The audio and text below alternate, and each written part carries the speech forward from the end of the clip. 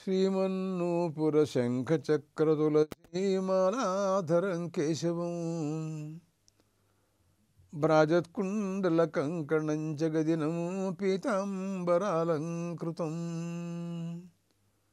श्रीवत्साङ्कितवक्षसं मधुरिपुं हस्तैश्चतुर्भिर्युतं शुभ्राजत्कनकाङ्गदं मुररिपुं सच्चित्सुखं भावये। पाथस्संयुतमेघसन्निभतनुः प्रद्योतनस्यात्मजः नॄणां पुण्यकृतां शुभावः पवुः पापीयसां दुःखकृतु श्रीमान् दक्षिणदिक्पतिर्महिषगो भूषाम्बरालङ्कृतो जेयसंयमनीपतिः पितृगणस्वामी यमोदण्डभृतु किरीटोज्ज्वलं वस्त्रभूषाभिरामं विचित्रासनासीनम् इंदुप्रभास्यं नृणां पापपुण्यानि चित्रे लिखन्तं भजे चित्रगुप्तं सखायो यमस्य।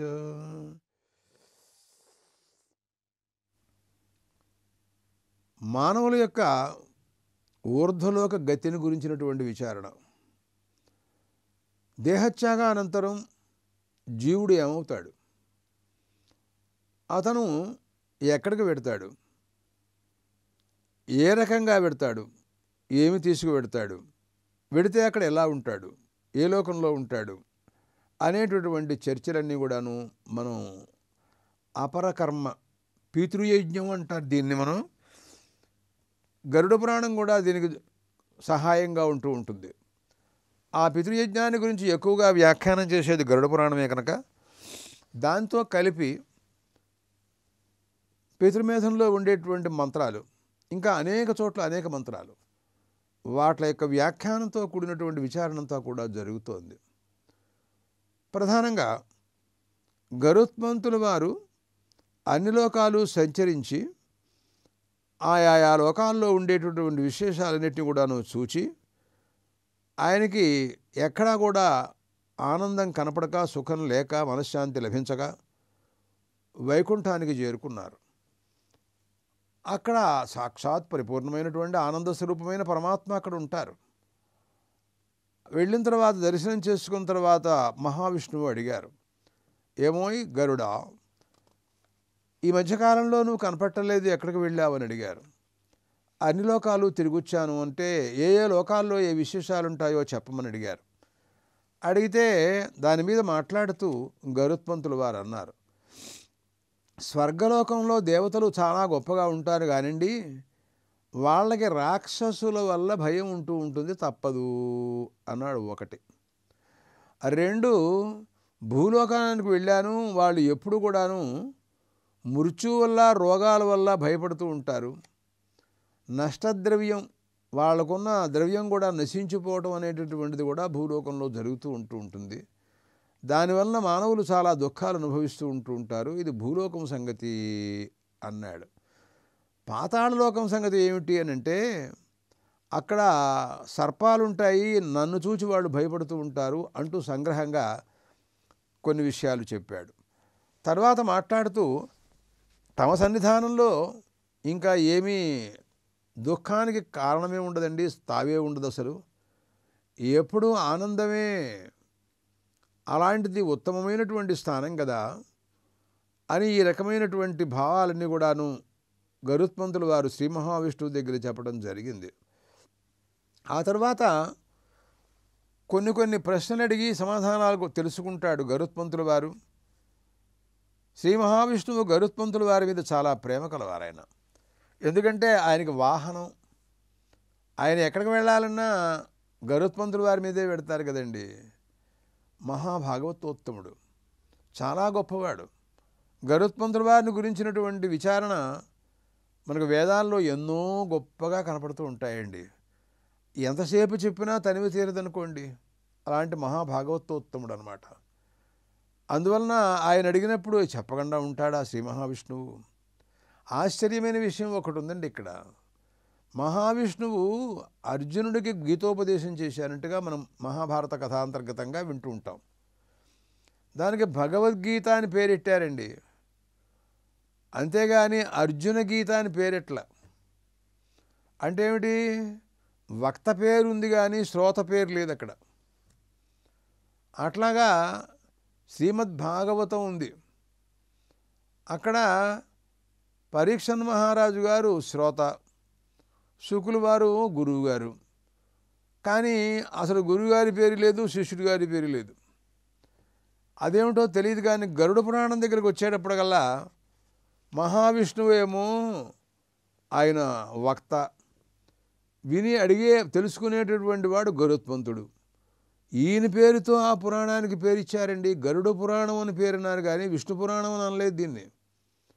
అంత గొప్ప గౌరవం ఈ పురాణానికి ఉందన్నమాట. దానికి అర్థం అంటే భక్తులకి ప్రాధాన్యం ఇస్తారు ప్రభు ఎప్పుడూ కూడా.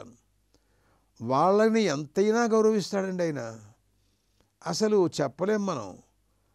ఆయన దృష్టిలో భక్తులు ఏది అడిగితే అది ఇలా చేస్తాడండి ఆయన.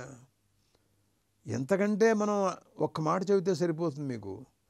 ఎంత ప్రేమో ఎంత అభిమానమో ఏమిటో చెప్పలేం. కానీ యుద్ధరంగంలో రణరంగంలో పాండవులకి సారథిగా ఉన్నాడండి ఆయన. అంటే డ్రైవర్గా ఉన్నాడనమాట.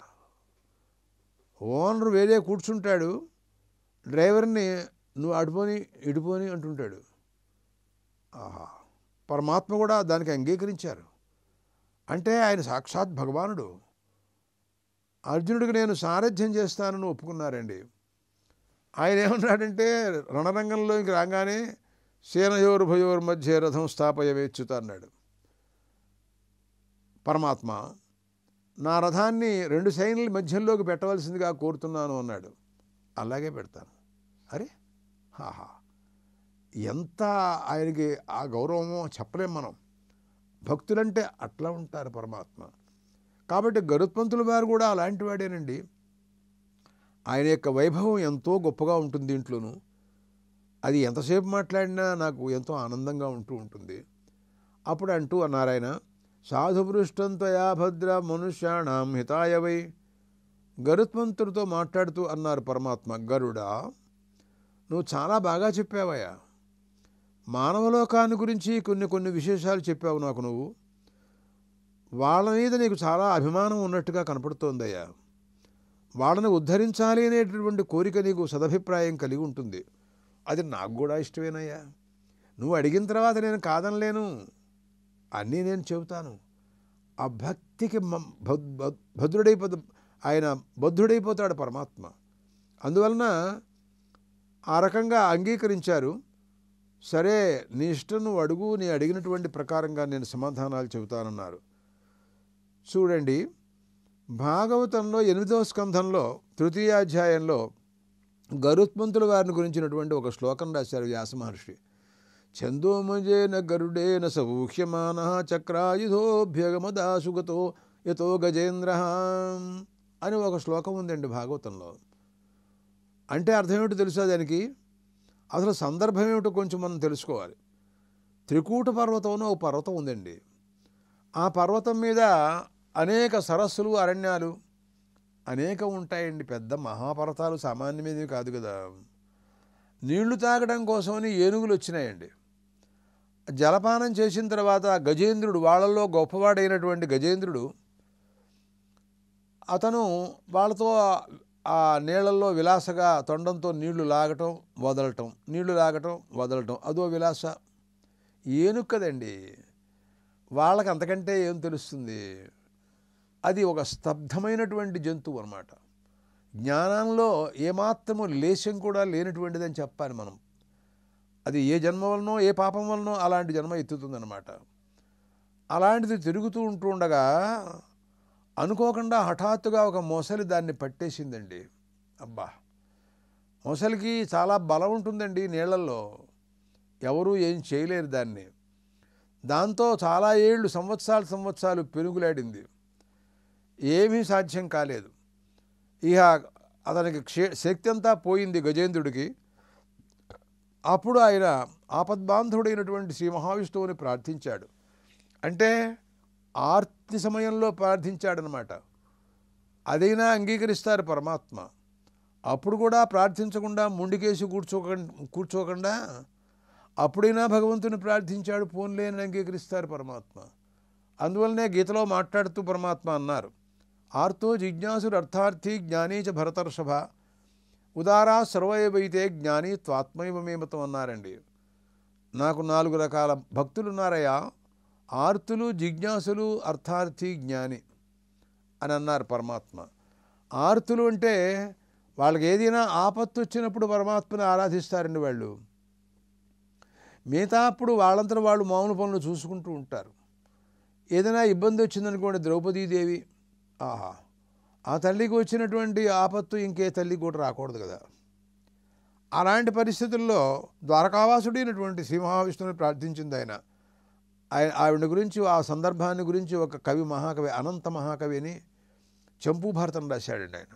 దాంట్లో ఆయన అంటాడు, తాదృక్షే సముపస్థితే పరిభవే సభ్యేషు వాచయమేషు ఆధ్యాయత్సు విధిర్బలం స్వదయితే స్వర్ణే స్వశక్తేష్వపి నిశ్చిత్య ఆర్తిమతాంగతిం యదుపతిం నివ్యాం కరో కుర్వతి సా చక్రం దత్తదోచ్చకైరిహ హరే త్రాయ స్వహామామితి. హరి వాసుదేవ అంటూ ఎక్కడో ఉన్నటువంటి మహాప్రభువు అండి ఆయన. ఆయన్ని ఆవిడ మొరబెట్టుకుందనమాట. అంటే ఎవ్వరూ ఆవిడని కాపాడేవాళ్ళు కనపడలేదు. భర్తలు కూడా ఏమీ ఉపేక్షించారు.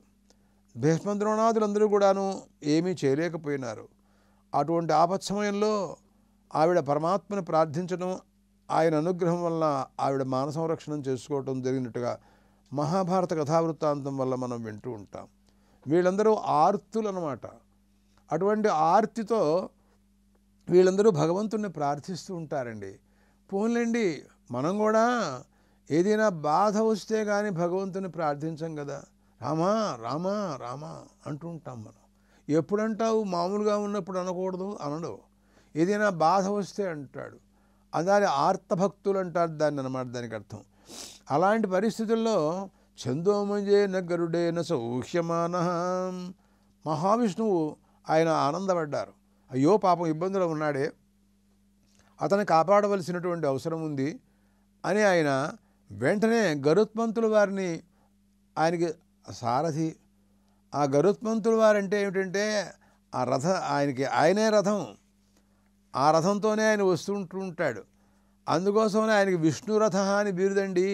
అమరంలో రాశాడు, గరుత్మాన్ గరుడోస్తార్క్ష వైనతేయ ఖగేశ్వర నాగాంతకో విష్ణురథ అని ఉందండి బాబు.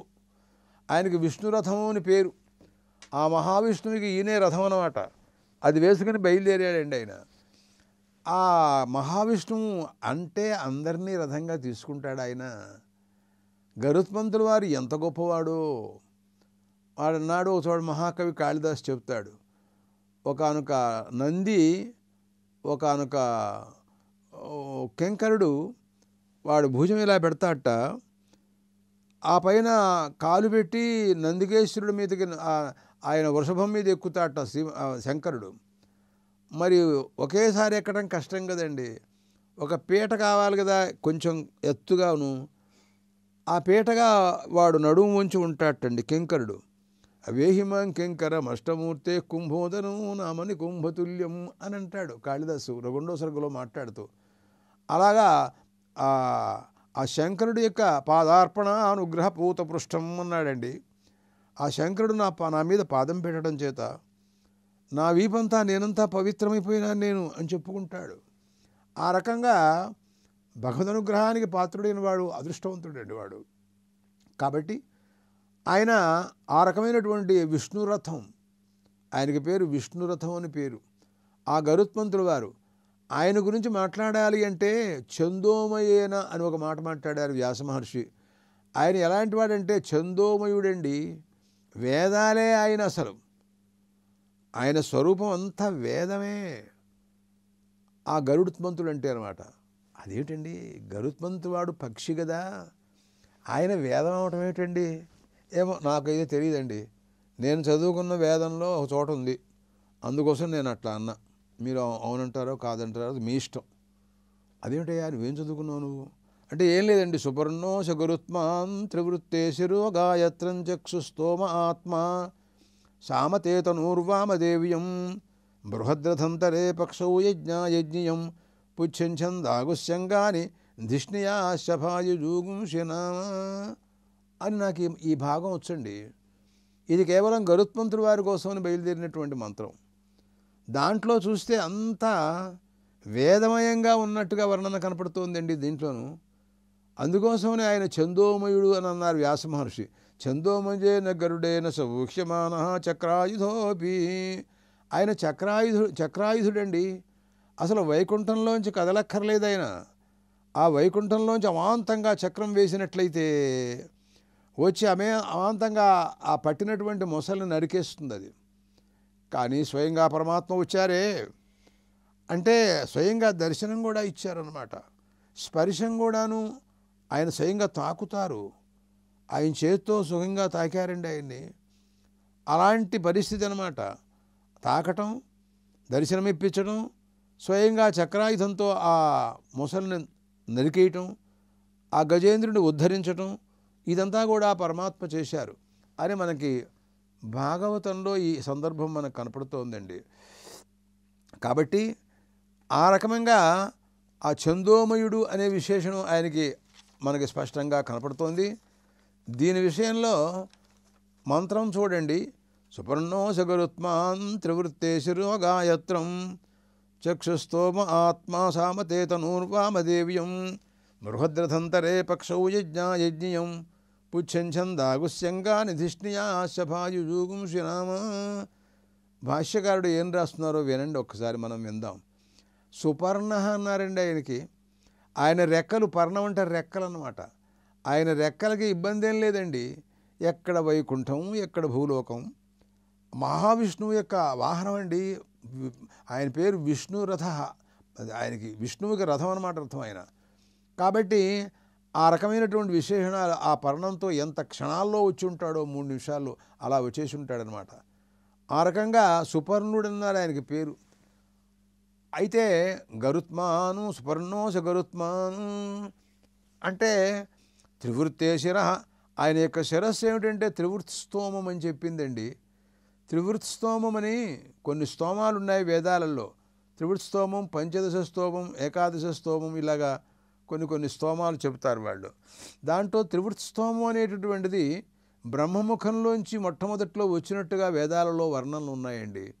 సముఖతస్త్రివృతం నిరమిమీత తమగ్నిర్దేవతాన్ వసృజ్యత గాయత్రీ ఛందో రథంతరగం సామబ్రాహ్మణో మనుష్యాణం అనే చోట త్రివృత్స్తోమం మొట్టమొదట్లో ఆయనలోంచి ఆవిర్భవించినట్టుగా చెబుతారండి.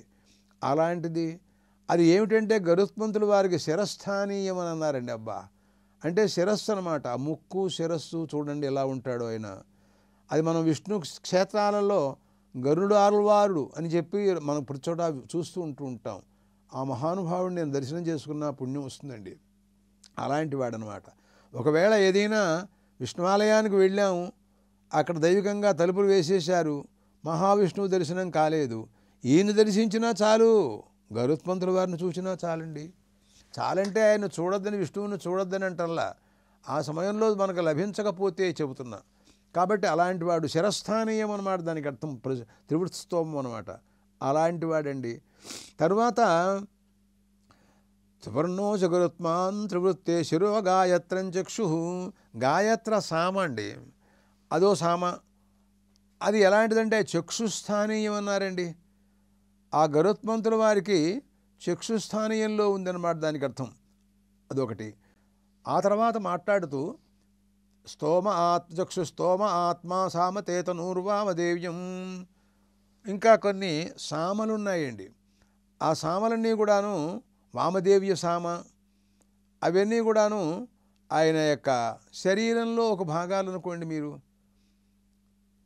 అలాంటివన్నీ అన్నమాట. బృహద్రథంతరే పక్షవు, బృహత్ సామ, రథంతర సామ, ఈ రెండూ కూడాను ఆయన 2 రెక్కలు. ఆహా, ఆ రకమైనటువంటి భావన అనమాట. పక్షస్థానీయాలన్నమాట. 2 రెక్కలతో నడుస్తూ ఉంటాడు, ఎగిరిపోతూ ఉంటాడండి ఆయన. అది బృహద్రథంతర సామలు అన్నమాట దానికి అర్థం. ఆ గరుత్మంతుడు వాడి యొక్క వర్ణన చెబుతూ ఇలా చెబుతుందన్నమాట. యజ్ఞాయజ్ఞియం పుచ్చం అనందండి. ఆయన చివరిలో పుచ్చం ఉంటుంది, తోక. అది యజ్ఞాయజ్ఞీయ సామ అని ఒక సామ ఉందండి. అది యజ్ఞాయజ్ఞ సామటండి. అది అసలు చూస్తే అంతా సామవేదంలాగానే కనపడుతున్నాడండి ఆయన. మొత్తం ఆయన శరీరం అంతా కూడా అలా కనపడుతోంది. అలాగే యజ్ఞాయజ్ఞం పుంఛం ఛందాగుశ్యంగాని ఆయన యొక్క అవయవాలన్నీ ఏమిటి అంటే ఛందస్సులేనండి. అంటే గాయత్రి, త్రిష్టువు, జగతి, అనుష్టువు, పంక్తి, బృహతి ఇత్యాది ఛందస్సులన్నీ కూడాను ఆయన శరీరం అన్నమాట. ఇంకా అది అంతతో కాకుండా ఇంకా చెబుతూ మాట్లాడుతూ ఉంటుంది. అంగాని ధిష్ణియా శపాయుజూగుంశనామ. ధిష్ణియలు ఉన్నాయి యజ్ఞాలలో, అంటే దిమ్మలుగా ఉంటాయి, వాటి మీద అగ్ని పెడతారు. ఆగ్నేధ్రియం, ఆగ్నేధ్రియో హోత్రియో మార్జాలీయ అంటూ వేదాలు వర్ణిస్తూ ఉంటుంటాయండి. ఆ పరమ పవిత్రమైనటువంటి యజ్ఞానుష్ఠాన కాలంలో ఏ ధిష్ణ్యలైతే ఉన్నాయో అవన్నీ కూడాను ఆయన యొక్క అంగాలు, అవయవాలన్నమాట. గరుత్మంతుల వారి యొక్క అవయవాలండి. శపాయుజూగుంశనామ, ఆయన డెక్కలుట అవి యజస్సు మొదలైన యజుర్వేదం అనుకోండి. అంటే ఇంచుమించుగా ఆయన సామవేదమయుడిగా కనపడుతున్నాడండి. అలాంటి మహానుభావుడు అనమాట అని వేదాల్లో మనకు కనపడుతోందండి. ఈయన గురించినటువంటి విషయం మరొక చోట కూడా చూద్దాం మనం.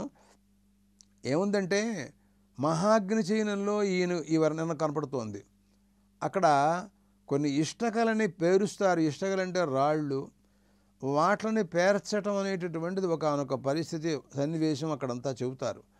దాన్ని ఏ రకంగా ఏ రూపంలో పేర్చాలి అని అడిగితే గరుడు రూపంలో, పక్షి రూపంలో పేర్చడం అనేటటువంటి ఒక పక్షం ఉంది.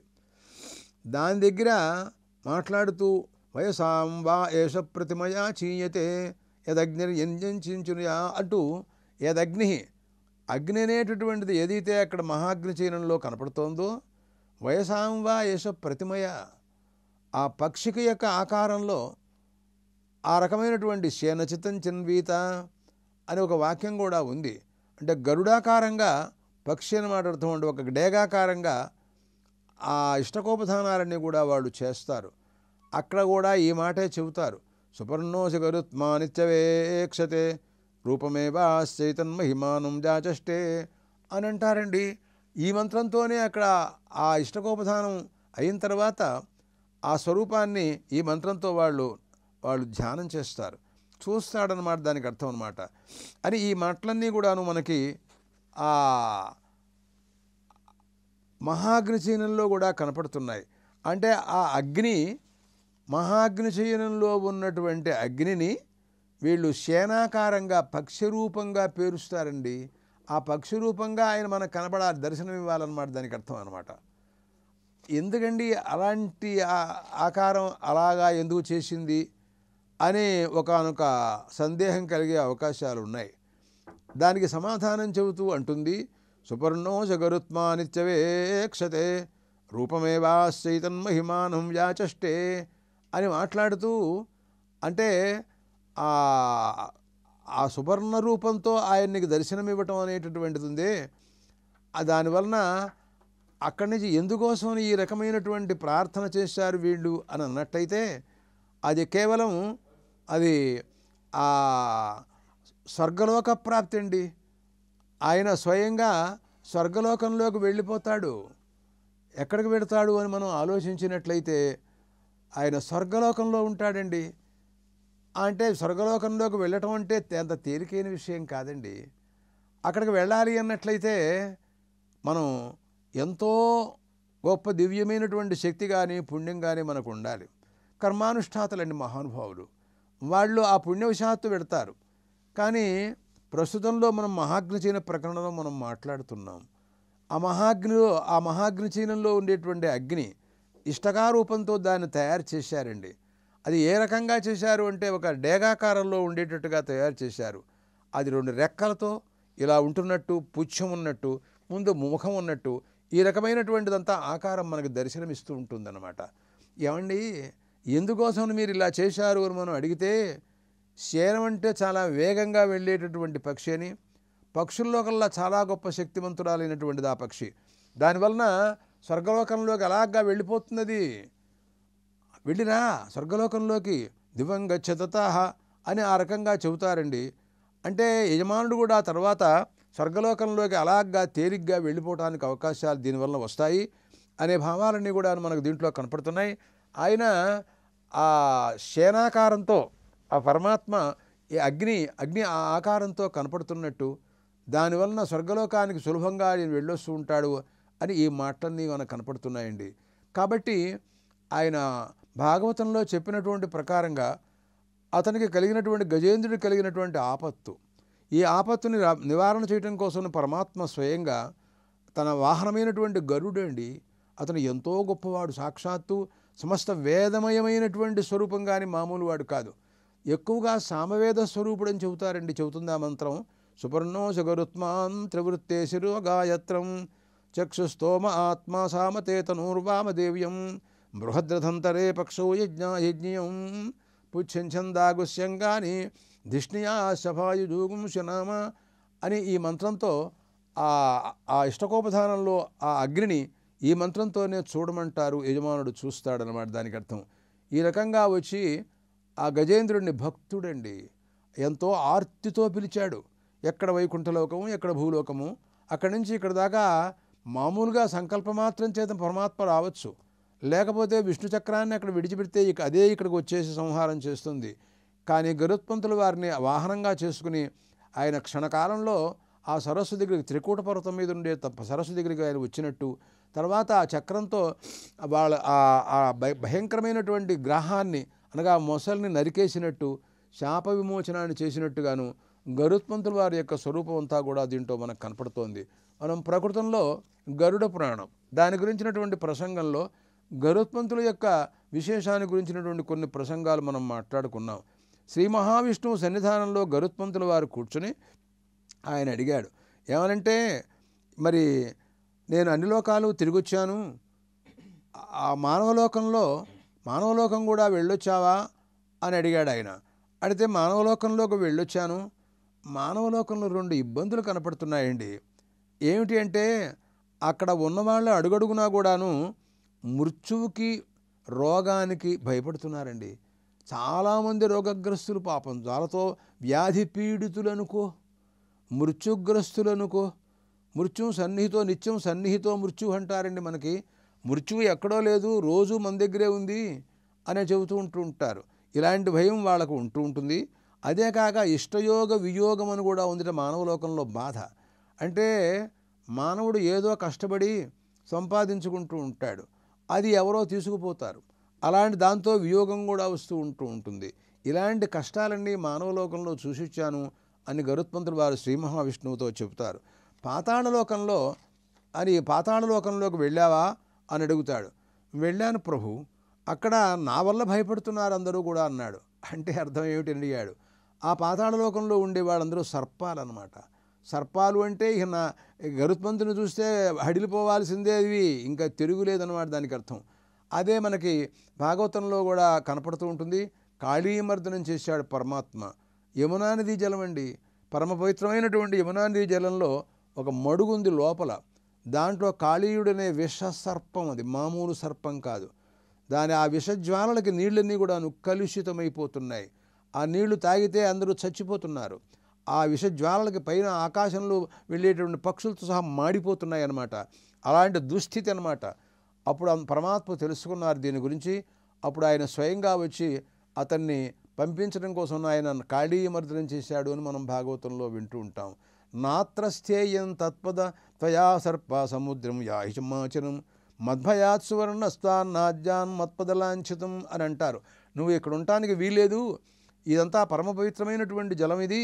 ఈ నీళ్లలో మహాత్ములందరూ కూడా స్నానాలు చేసి తపస్సులు చేసుకుని వాళ్ళందరూ పుణ్యాచరణ చేస్తూ ఉంటారు. అటువంటి పవిత్రమైనటువంటి జలాన్ని కలుషితం చేస్తున్నావు, నువ్వు ఇక్కడి నుంచి వెళ్ళిపోవాల్సిందే, నువ్వు సముద్రంలోకి వెళ్ళిపో అని అంటూ పరమాత్మ పంపించడానికి ప్రయత్నాలు చేస్తారు. అయితే మార్గమధ్యంలో గరుత్మంతుల వారు పాములను తినేస్తాడు అనేటటువంటి భయం ఉంటుంది. కాబట్టి దానికి సమాధానంగా, నీ నెత్తి మీద నా పాదాల చిహ్నాలున్నాయి, శంఖచక్రాలున్నాయి, అది చూస్తే గరుత్మంతుల వారు నిన్నేం చేయడు, నువ్వు వెళ్ళిపోని ఇక్కడి నుంచి పంపించడం ఈ బాధ అంతా అవుతుంది. అక్కడి నుంచి సర్పాలకు భయం. మనం ఈ గరుడాన్ని గురించి వింటున్నాము అంటే మనకి ఈ పైన సర్ప భయం ఉండకూడదు. ఎందుకంటే మానవలోకంలో చెప్పాడుగా ఆయన, అడుగుడుగున రోగాల వల్ల భయం, మృత్యు వల్ల భయం, నష్టద్రవ్య భయం, ఈ 3 మానవలోకంలో ఉంటూ ఉంటాయి. వీటిలన్నింటినీ కూడా మనం అధిగమించాలి అంటే పరమాత్మని శ్రీ మహావిష్ణువుని గరుత్మంతుల వారిని మనం ధ్యానం చేయాల్సి ఉంటాం. అదే ఈ ఘట్టంలో మనకు జరుగుతుండేది. మిగతా విషయాల తర్వాత మాట్లాడదాం.